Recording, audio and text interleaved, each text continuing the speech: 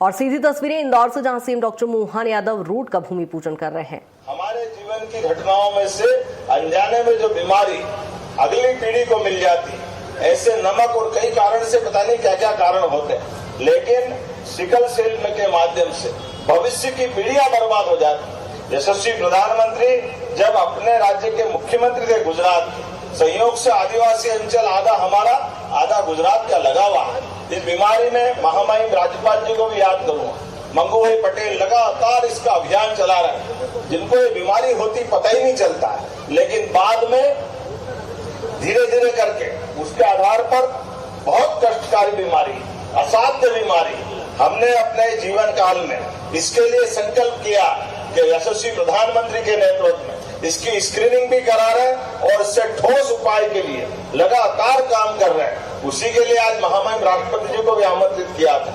हमारे लिए सौभाग्य की बात है, एक तरफ महाकाल महाराज और एक तरफ ओंकार महाराज। महाकाल महाराज जीवन का समय देते हैं और जीवन जब शरीर में आता है तो ओंकार की ध्वनि अपने आप शरीर के अंदर से गुंजायमान होती है।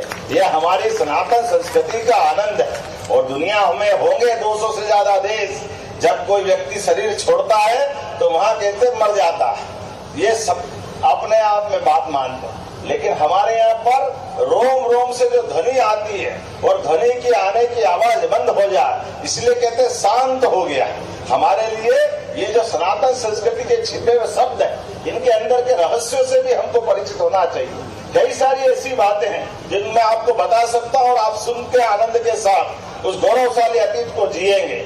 आज यशस्वी प्रधानमंत्री के नेतृत्व में 12 साल का ये कार्यकाल चल रहा। जोरदार अभिनंदन प्रधानमंत्री नरेंद्र मोदी जी के लिए। एक ऐसा व्यक्तित्व जिनके जीवन काल में अपना राष्ट्र कार्य के लिए पूरा जीवन समर्पित कर दिया, धन समर्पित, मन समर्पित और ये जीवन समर्पित।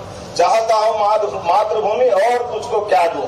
बताओ, एक ऐसे व्यक्तित्व के धनी जिनने जब अपने मुख्यमंत्री काल की शुरुआत, यद्यपि वो मेरे से स्वयं व्यक्तिगत बातचीत में भी माननीय मोदी जी ने कहा था कि मोहन जी आप आप मुख्यमंत्री बने तो आपको तो अनुभव है, शिक्षा मंत्री रहे, विधायक रहे, टूरिज्म के चेयरमैन रहे, उज्जैन विकास प्राधिकरण के अध्यक्ष रहे। मैं तो संयोग से 50 साल तक कभी कोई चुनाव ही नहीं लड़ा, पहली बार चुनाव लड़ा और पहली बार चुनाव लड़के सीधा राज्य का मुख्यमंत्री बना और मुख्यमंत्री बनते ही तमाम प्रकार की चुनौतियों के बीच उस समय का कितना गंदा आरोप कांग्रेस और उनके लोगों ने लगाया था। कांग्रेस वाले जब भी करते सदैव हर एक जगह वोट की राजनीति के आधार पर, धर्मों के आधार पर बांटने का काम करते। हम सब याद करेंगे वो गोधरा का कांड, कार से बच तो शान के साथ अपना काम खत्म करके अपने घर पहुंच रहे थे, लेकिन गोधरा में निर्दोष लोगों को मरने मारने के लिए जो षड्यंत्र किया गया था और बाद में कांग्रेस ने पूरे देश में जिसकी धूम मचाई और नरेंद्र मोदी जी की सरकार को बदनाम करने का प्रयास किया, मैं न्यायालय का धन्यवाद अदा करूंगा जिन्होंने उस पूरी घटना में गुजरात सरकार को न केवल निर्दोष बल्कि मानवता के आधार पर, उनने पूरी सरकार के आधार पर गुजरात का बाद में परिदृश्य बदला। गुजरात तमाम दंगों वालों का प्रदेश था, लेकिन मुझे गर्व है कि जब तक मुख्यमंत्री रहे तब पूरे गुजरात से कर्फ्यू लगना बंद और दंगे बंद कराने का काम अगर किसी ने किया है, यशस्वी प्रधानमंत्री उस समय मुख्यमंत्री थे नरेंद्र मोदी जी ने किया।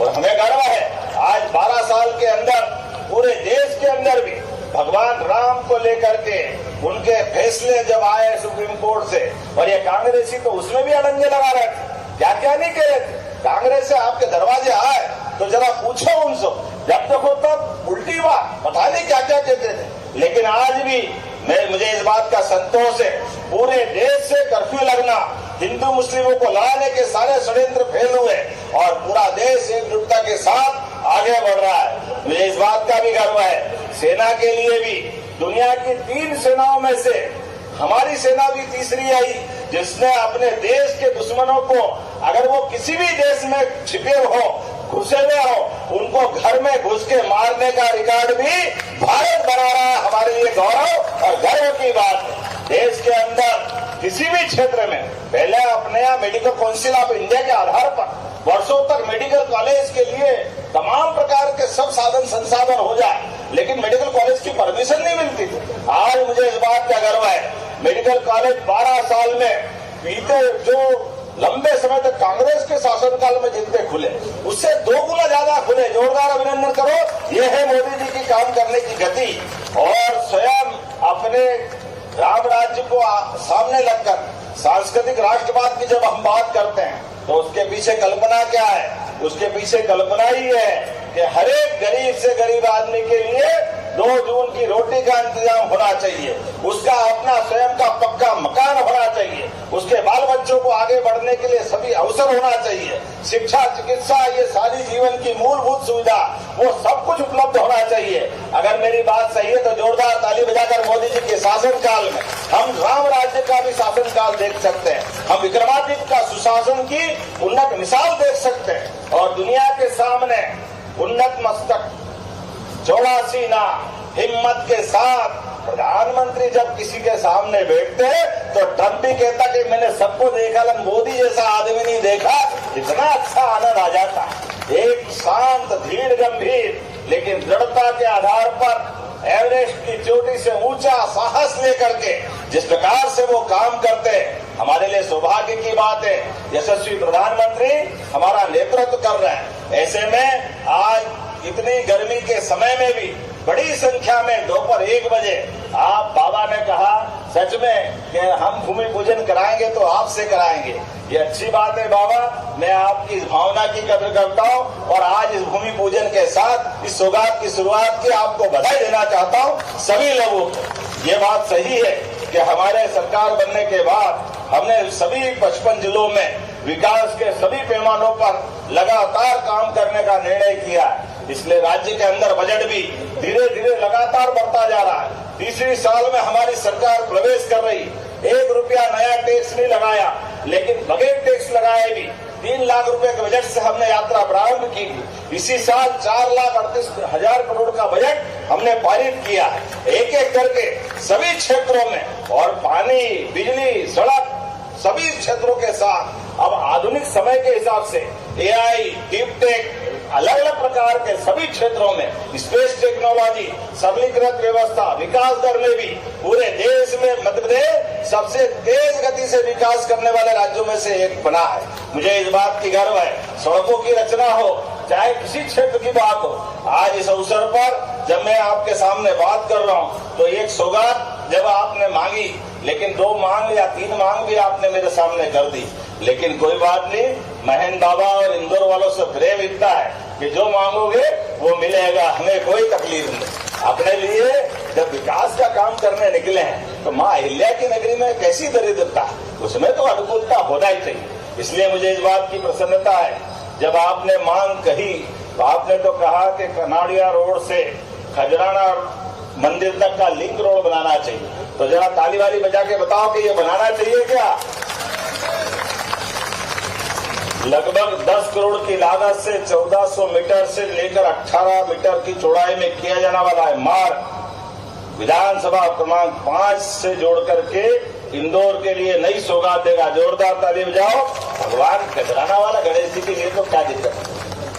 अरे करते रहेंगे बाबा, चिंता मत करो, ऐसा करना मुझे छोड़ो। मैं घोषणा कर रहा हूं तो आएगा तुम्हारे खाते में,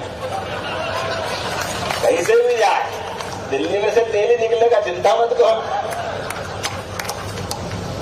इसी प्रकार से अभी हमने यहाँ पर जब बाबा से सुना था कि पूर्वी रिंग रोड रोबोट चौराहे पर अत्यधिक ट्रैफिक का दबाव होने से दिन भर ट्रैफिक जाम की स्थिति रहती है, ऐसे में आम जनता परेशान होती है ट्रैफिक के अत्यधिक दबाव के कारण से। यहाँ रोबोट चौराहे पर एक 6 लेन फ्लाईओवर प्रस्तावित किया, बनाना चाहिए क्या? ताली पीछे नहीं लग रही, मुझे लगता है पसंद नहीं आया, होना चाहिए क्या? जोरदार ताली वाली बजा, मजा नहीं आ रहा मुझे। तो मैं लगभग 50 करोड़ की लागत से इस नए ब्रिज को बनाने की घोषणा करता हूं, जिसके बलबूते पर 1,71,616 के आसपास लाभान्वित होने यात्रियों की संख्या है।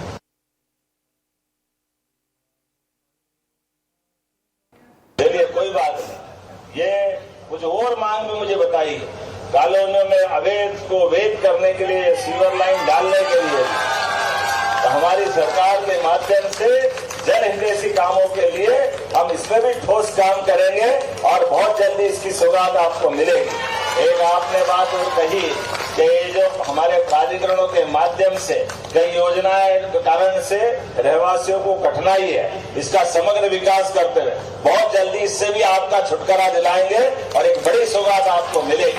तो आज के इस अवसर पर क्योंकि आपके बीच जब आकर के बात कर रहे हैं तो ऐसा लग रहा है जैसे मामा का घर और माँ परोस रही और आनंद से भोजन प्रसादी ग्रहण कर रहा है। ऐसा मजा आता है। ऐसे प्रेम भाव के वातावरण में इतने अच्छे कार्यक्रम में आज आपने दोपहर में भी अपने लिए ऐसी शीतल छाया की सायंकाल का एहसास कराया।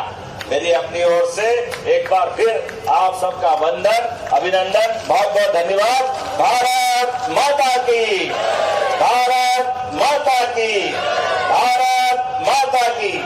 बहुत बहुत धन्यवाद। भारत माता की जय। बहुत बहुत धन्यवाद आदरणीय।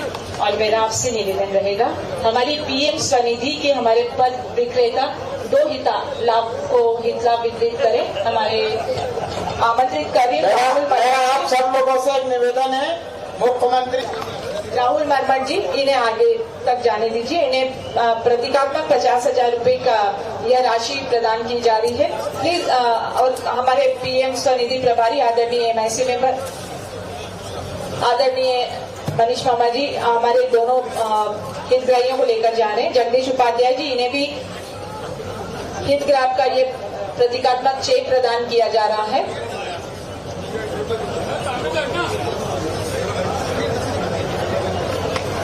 हम तालियों से हमारे इन हितार्थियों का स्वागत करें। 2 मिनट राष्ट्रगान के लिए आपको फिर वहीं रुकना पड़ेगा। आप सभी कृपया अपने स्थान पर राष्ट्रगान के सम्मान के लिए खड़े हो जाएं। हम राष्ट्रगान के साथ हमारे